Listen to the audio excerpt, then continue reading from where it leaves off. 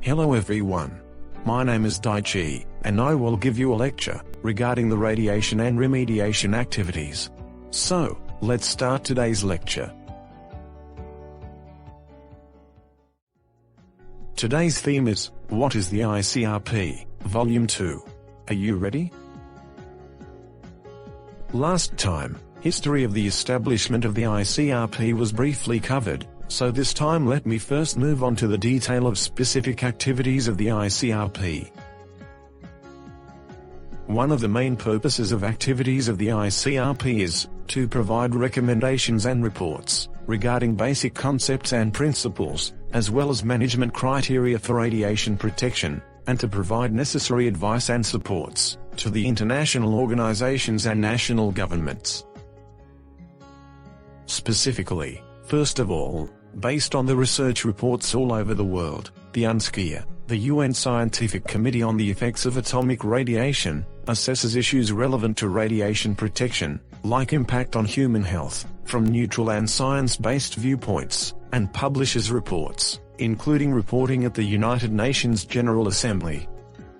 The ICRP, by using these reports as scientific basis, publishes recommendations and reports relevant to radiation protection, taking account of international trend for social ethics, as well as its past experience.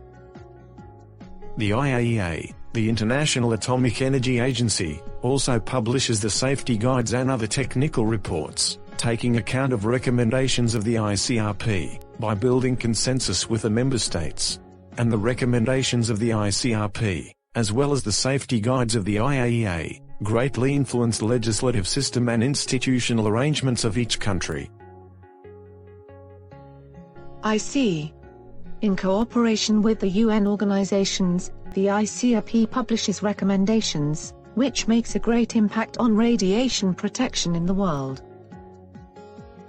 I suppose that the ICRP is definitely a large organization, and it owns very large buildings, and a lot of employees must work there. I can understand how you feel it. However, the ICRP is not an international organization, with a lot of member states, but instead it is an academic society registered as a NPO, non-profitable organization in the UK. In addition, its scientific secretariat is located in Ottawa, Canada, and it is a very small organization with around 5 staff members. The scientific secretary is currently located in Ottawa, but once it was in other countries.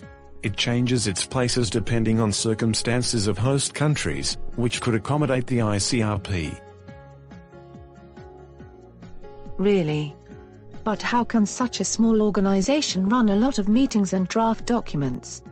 A lot of finance, as well as human resources, must be necessary to manage them. Necessary budgets for management of the organization, including drafting reports, are covered by contribution provided by countries or companies all over the world. And regarding human resources, the ICRP asks experts all over the world to run the meetings, and to draft the documents. And the experts all over the world are asked to separately belong to the main commission, and 4 committees position under the main commission, that is, radiation effect, doses from radiation protection, radiological protection in medicine, an application of the Commission's recommendations, and they discuss the topics in detail, depending on the areas covered by each committee. Further to that, sometimes more specific topics are discussed in the task groups, which are accordingly established and positioned under the committees to draft necessary reports. The reports are reviewed in the relevant committees, and finally approved by the main commission, before they are made open to the public. Even though the organization itself is quite small, it publishes its recommendations, with support of experts all over the world, and influences, and contributes to the development of radiation protection. Then, what kind of recommendations has the ICRP published so far? Among a number of ICRP recommendations, not the detailed criteria for radiation protection, but instead very basic concepts or policies, which influenced radiation protection system, have been so far published 6 times, in 1958, 1962, 1965, 1977, and in 2007. Okay. I understand that there are 6 major recommendations. But, do you mind if you could talk about details of each recommendation? If I go into too much details of each recommendation, it would take too much time. So, next time I would like to talk about 5 major points, by focusing on change of key concept of radiation protection with time. So, let me wrap up my lecture by providing you the key points. Today first I talked about specific activities of the ICRP. Its one of the main purposes is to publish recommendations and reports, regarding concepts, principles and criteria relevant to radiation protection.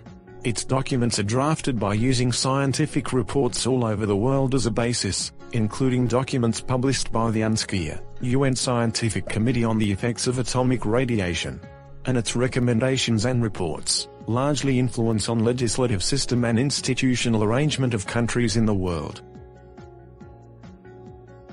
The ICRP is not an international organization with member states, but instead it is an academic society registered as a NPO in the UK. Its scientific secretary is located in Ottawa, Canada, and it is a relatively small organization with around 5 staff members. The ICRP is mainly managed by contributions provided by governments and companies all over the world, and it runs meetings and drafts reports with support of experts in the world. The committees of the ICRP comprise of 1 main committee, 4 committees, a number of task groups, and its recommendations are finally made open to the public, after the approval of the main committee. Next time I would like to talk about changes of radiation protection with time, influenced by a series of ICRP recommendations. Okay, today's lecture is now dismissed. See you next time. In this channel, useful information regarding the radiation and remediation will be provided to you. If you like it, please subscribe to this channel, and do not forget to click the like button.